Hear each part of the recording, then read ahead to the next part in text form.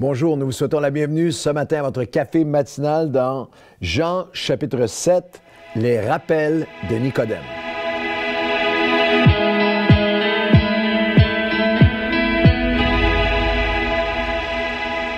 Bonjour à tous, nous sommes dans Jean chapitre 7 et notre thème ce matin, les rappels de Nicodème. Vous dites Nicodème, c'est Jean chapitre 3. Restez avec moi quelques minutes, vous allez comprendre.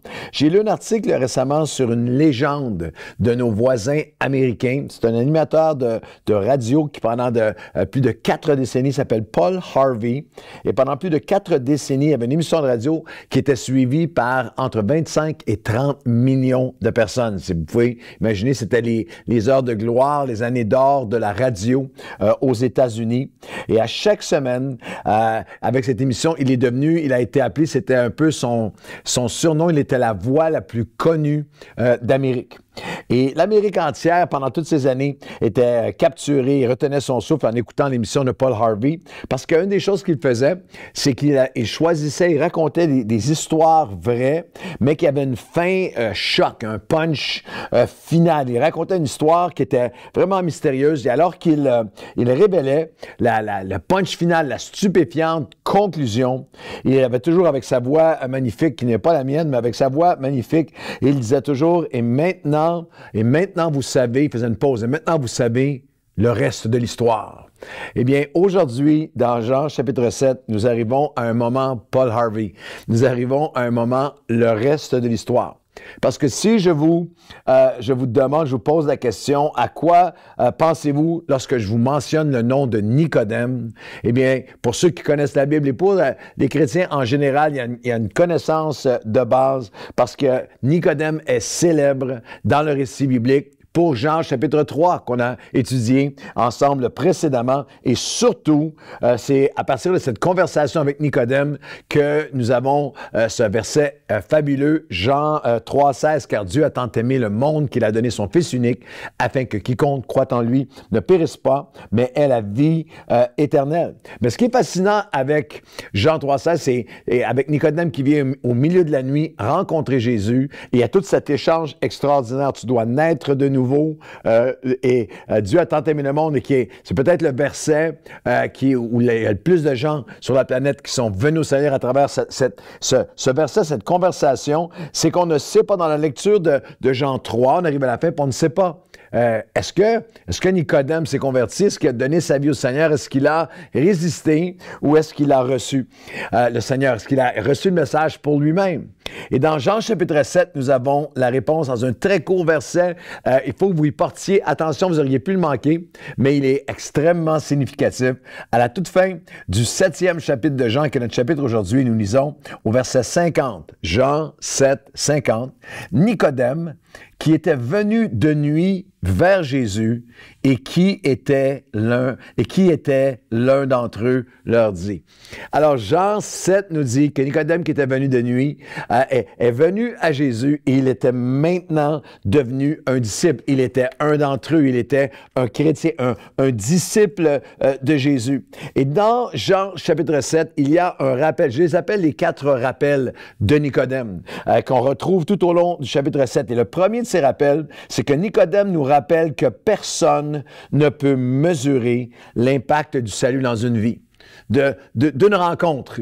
C'est une rencontre, c'est une conversation, c'est Nicodème qui vient à Jésus et cette rencontre a produit, a donné un fruit avec ce passage extraordinaire de Jean chapitre 3 avec naître de nouveau et l'amour de Dieu et tout ce qui est dans ce texte magnifique. Et on peut imaginer Nicodème qui raconte, qui a raconté à Jean et Jean qui est conduit par l'Esprit qui écrit cet évangile. Et je veux l'appliquer d'une manière très, très, très simple à nos vies, mais importante. Ne sous-estime jamais l'impact de ta conversion, de tes conversations avec Jésus, de toi qui es venu à Jésus et de comment ta vie, ton témoignage peut avoir un impact sur d'autres. Comme nous ne savons pas, lorsqu'on termine Jean 3, nous ne savons pas comment l'histoire se finit, quel est le reste de l'histoire.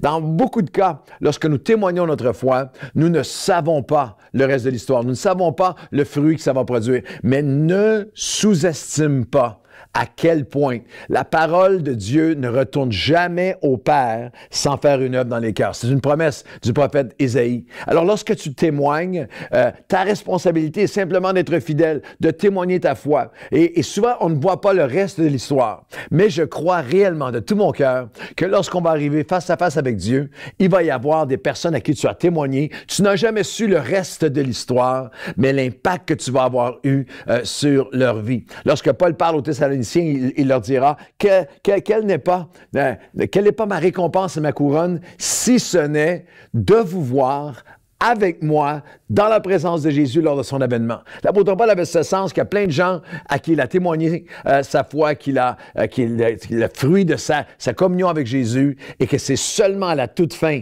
face à face avec Dieu, qu'il verra le fruit. Ça, c'est une des leçons de Nicodème. La première, c'est que personne ne peut mesurer l'impact de ton témoignage, l'impact que tu as par ton témoignage sur les vies autour de toi. La deuxième chose que Nicodème nous rappelle, c'est que personne ne peut arrêter l'œuvre du Fils de Dieu. Nicodème est venu de nuit, en cachette, en secret, et le contexte de Jean 7 nous explique pourquoi, au verset 1. Après cela, Jésus parcourait la Galilée, car il ne voulait pas séjourner en Judée, parce que les Juifs cherchaient à le faire mourir. Alors, il y avait un contexte. Nicodème vient de nuit parce qu'à l'époque de Jean, chapitre 7, il y a un contexte, une société, il y a tout un monde qui est là, des forces. Et il y avait tellement de forces et pouvoirs en place pour éloigner Nicodème de Jésus. Il est venu de nuit, lui, même s'il est un docteur de la loi. Et lorsqu'on lit un peu plus loin, dans Jean chapitre 7, versets 12 à 14, on retrouve un contexte spirituel et social à lequel on peut certainement s'identifier. Dans Jean 7, 12, il y avait dans la foule grande rumeur à son sujet. Les uns disaient, c'est un homme de bien. D'autres disaient, non, il égare la multitude. Jean 7, 13. Personne, toutefois, ne parlait librement de lui par crainte des Juifs. Et vers le milieu de la fête, Jésus monta au temple et il enseignait. Il y a de grands parallèles entre cette scène et ce que nous vivons aujourd'hui au Québec, en francophonie, en 2024. Les gens avaient peur de parler de lui. Il y a toutes sortes de rumeurs non fondées sur Jésus, sur les chrétiens. Il y a un biais qui est anti-chrétien très fort. Nous vivons dans une société où les médias, l'éducation, une société entière, l'éthos d'une société entière de médias et d'éducation, de lois qui sont liguées pour, d'une certaine façon, faire mourir la foi en Jésus. Essayer de l'éteindre, comme dans Jean chapitre 7. Et d'autres qui veulent simplement le réduire à un homme de bien. Certains disaient, répandaient plein de rumeurs sur lui, nous dit le texte. D'autres disaient, c'est un homme de bien. Et ça aussi, c'est une pensée très, très courante, très réductrice et tout aussi toxique spirituellement. La notion que Jésus était un bon enseignant, un philosophe, un homme de bien avec de bonnes valeurs. La parole de Dieu enseigne qu'il était et qu'il est le seul chemin entre Dieu et les hommes. Il est le Fils de Dieu. Il y avait même dans Jean 7 ceux qui disaient il égare les multitudes. Et vous pouvez à tous les jours ouvrir le journal, ouvrir un cahier à l'école, entendre les médias, voir des milliers de sites Internet, les livres, des ouvrages qui depuis des millénaires sont écrits pour dire non, mais la foi chrétienne égare les gens ou fait du tort aux gens, ou manipule les gens ou les égare. La foi est toxique. Mais au milieu de tout ça, il y a toutes ces voix qui essaient de l'éteindre. La Bible nous dit dans une simplicité magnifique. Et au milieu de tout ça, verset 14 de Jean 7, Jésus était au temple et il enseignait. Et c'est ce que nous faisons. Et nous avons ce rappel de Nicodème que rien ni personne ne va arrêter l'œuvre de Dieu. Que comme dit Paul aux Corinthiens, la parole de Dieu n'est pas liée. La parole de Dieu ne peut pas être retenue. Elle ne peut pas être liée. Moi, j'ai apporté la parole dans plus d'une cinquantaine de pays du monde, certains d'entre eux sous une persécution d'une main de fer, que ce soit de l'islam ou du bouddhisme ou dans différents endroits du monde, une main de fer où tout est mis en place pour essayer d'étouffer l'Évangile de Dieu. Mais encore aujourd'hui, alors que nous enseignons la parole de Dieu, elle percute les cœurs, elle change les vies. Applique-le à toi-même, cette leçon Nicodème. Il y a pour le témoignage que tu donnes aux gens autour de toi, lorsque tu parles à des amis, quelqu'un de ta famille, je veux te le rappeler aujourd'hui. Laisse le Seigneur saisir ton cœur avec foi. Aujourd'hui, rappelle à ton âme que personne ne peut mesurer l'impact de ton salut, l'impact que tu as sur les gens autour de toi, que personne ne peut arrêter l'œuvre du Fils de Dieu. Et Nicodème nous rappelle aussi que personne ne peut obtenir la vie éternelle par la religion. Ce n'est pas dans Jean chapitre 7 et les versets 50 et 51, c'est alors qu'il est confronté à des religieux qu'on découvre que Nicodème marchait, était devenu un disciple de Jésus. Nicodème qui était venu de nuit vers Jésus et qui était maintenant l'un d'eux, un des disciples, leur dit, il parle aux pharisiens, « Notre loi condamne-t-elle un homme avant même qu'on l'entende et qu'on sache ce qu'il a fait? » Et Nicodème connaissait toutes les lois, la loi de l'époque, ce qu'on appelle la loi des Juifs, plus de 600 commandements avec chacun des dizaines de variations, des dizaines d'applications. C'était comme un carcan, une armure de légalisme. Et lui avait grandi pour être docteur de la loi, comme la Bible l'appelle. Nicodème avait, depuis sa plus tendre enfance, baigné, avait mariné, avait mémorisé des livres entiers. La majorité des commentateurs nous disent que des docteurs de la loi comme Nicodème devaient avoir mémorisé le Pentateuque. Les 5 premiers livres de la Bible, des centaines de pages et des milliers d'autres références. Et le Talmud, et toutes sortes d'enseignements et non seulement les lois, mais toutes les variantes sur les lois. Et pourtant, lorsqu'il arrive face à face avec Jésus, il le visite de nuit. Dans Jean chapitre 3, nous avons ce passage au verset 3 et 4 où Jésus lui répondit, en vérité, il parle à Nicodème. En vérité, je te le dis, si un homme ne naît de nouveau, il ne peut voir le royaume de Dieu. Et Nicodème, docteur de la loi, dit, comment un homme peut-il naître quand il est vieux? Peut-il entrer dans le sein de sa mère et naître? Et au verset 7 de Jean chapitre 3, ne t'étonne pas que je t'ai dit, il faut que vous naissiez de nouveau, Nicodème. Et au verset 10, Jésus lui répondit, toi, tu es docteur d'Israël et tu ne sais pas ces choses. La troisième leçon, le troisième rappel de la vie de Nicodème, c'est que le royaume, personne ne peut obtenir le royaume de Dieu. Le plan de Dieu, la vie abondante de Dieu, la vie éternelle de Dieu, la vie par la religion. Nicodème nous leur rappelait même que eux-mêmes, alors qu'ils utilisaient la loi et la brisaient alors même qu'ils l'utilisaient, qu'il n'y a aucune religiosité ou rituel de notre part, aucune œuvre de notre part qui peut nous permettre de nous emparer du royaume de Dieu. Que ni la religion catholique, ni la religion évangélique ou baptiste, ou la religion pentecôtiste, je vais le dire de cette façon, et pas plus la religion Nouvelle Vie. Et on ne fait pas de promotion de religion ici à Nouvelle Vie, mais tu peux être dans le vortex Nouvelle Vie et venir à l'Église à chaque semaine ou à l'Église où tu vas, mais c'est une relation personnel avec Jésus-Christ, qui va, toutes les années de Nicodème n'ont pas fait entrer et devenir un disciple de Christ et entrer dans cette vie abondante, ce pardon des péchés et cette vie éternelle. C'est alors que tu ouvres ton cœur, que tu lui donnes ta vie. Ce n'est jamais le rituel, c'est toujours une relation. Ce n'est jamais la loi ou le légalisme, c'est toujours la lumière de Christ qui vient briller dans ton cœur. Ce n'est jamais la tradition, c'est toujours un témoignage frais aujourd'hui. C'est jamais tes conquêtes passées non plus, même tes conquêtes spirituelles. C'est ta communion présente avec Christ. C'est ce que Nicodème nous rappelle. Et la dernière pensée, c'est que Nicodème nous rappelle que personne ne peut remplacer l'œuvre du Saint-Esprit dans nos vies. Lorsque Jésus a eu cette conversation avec Nicodème qui a transformé sa vie et qui a transformé depuis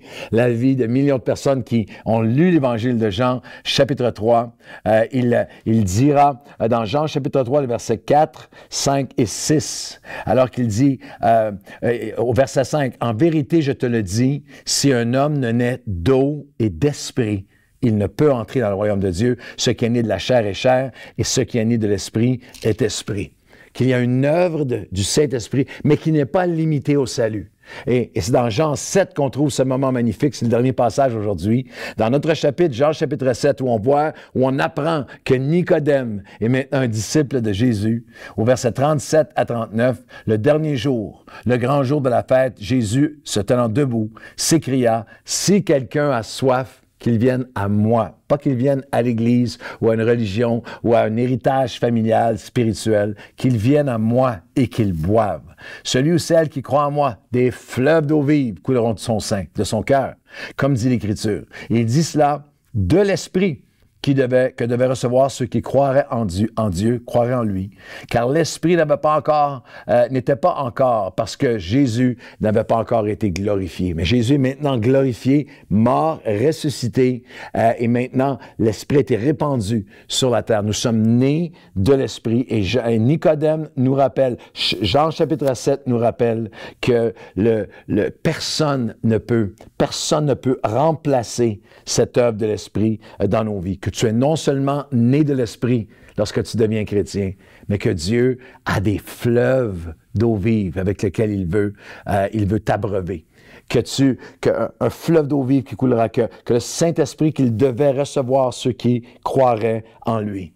Ah, heureux Jésus, la scène est tellement saisissante parce que Jésus est dans le temple où il y avait la fête. Et la fête était remplie de rituels, une fête religieuse. Il est rempli de rituels. Et un des rituels, je ne le ferai pas ici sur la table, mais un des rituels, c'est qu'il prenait les coupes et les versait de l'eau par terre, symbolisant l'œuvre de Dieu, l'œuvre de l'Esprit. Mais Jésus, dans le texte nous dit, il est très, très vivide, que Jésus, le dernier jour, après 7 jours de cette fête, se lève au milieu de l'assemblée et il s'écrie. Il n'y a aucun équivoque dans le texte grec. Il s'est mis à crier littéralement. Il n'en pouvait plus de voir des gens parler du Saint-Esprit, faire des rituels sur le Saint-Esprit, avoir une historique avec le Saint-Esprit, mais ne pas le recevoir pour eux-mêmes. Alors il se lève et il l'amène à toi et à moi, au personnel, à un individu, à mon cœur et au tien. Si toi et moi, si tu as soif, heureux sont ceux qui auront soif. Si quelqu'un a soif, qu'il vienne à moi et qu'il boive.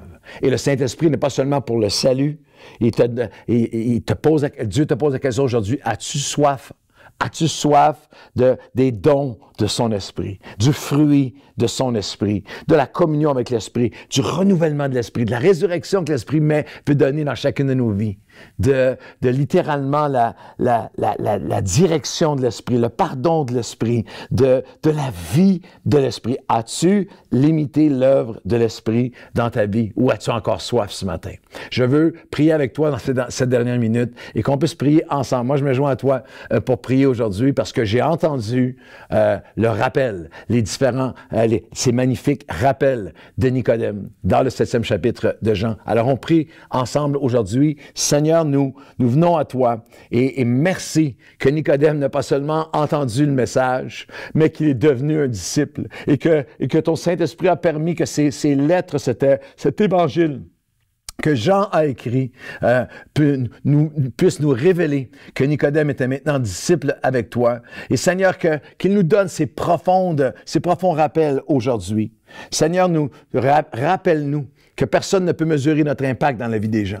Alors que nous allons continuer à témoigner lorsque nous ne voyons pas la fin de l'histoire, lorsque nous ne savons pas le reste de l'histoire, elle t'appartient. Ce qui nous appartient, c'est d'être fidèles, à parler de toi, à témoigner, à être des épîtres vivants. Seigneur, merci de nous rappeler à travers Nicodème que rien ni personne ne peut arrêter l'œuvre de Dieu. Que l'œuvre de Dieu, le royaume de Dieu ne s'accomplit pas par le religieux. Nous ne voulons pas être le Nicodème du chapitre 3 qui a tellement de connaissances doctrinales, religieuses, bibliques, mais qui ne connaît pas celui qui donne la vie, qui s'est éloigné d'une communion, qui n'a jamais une communion avec toi. Et nous entendons, merci pour le rappel, où nous entendons ta voix nous dire, personne ne peut remplacer cette communion avec l'Esprit de Dieu. Nous avons soif de toi, Seigneur. Nous avons soif de toi. Nous te demandons, remplis-nous. Nous voulons que ces fleuves d'eau vive coulent à nouveau, puissent jaillir à nouveau de nos cœurs. Et nous croyons que tu es ressuscité et que maintenant tu accordes, tu remplis, tu donnes le Saint-Esprit à ceux qui ont soif de toi. Et nous avons soif de toi aujourd'hui. Au nom de Jésus, amen et amen. Bonne journée à tous.